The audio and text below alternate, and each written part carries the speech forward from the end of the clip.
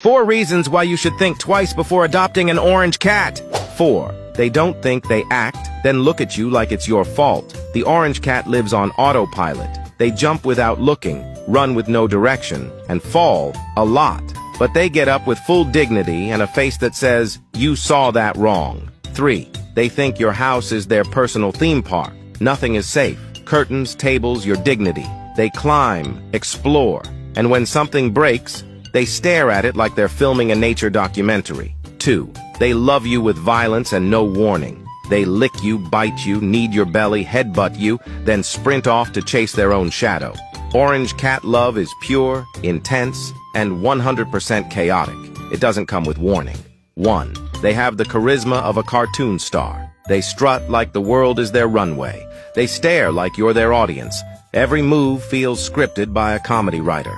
Orange cats don't live, they perform.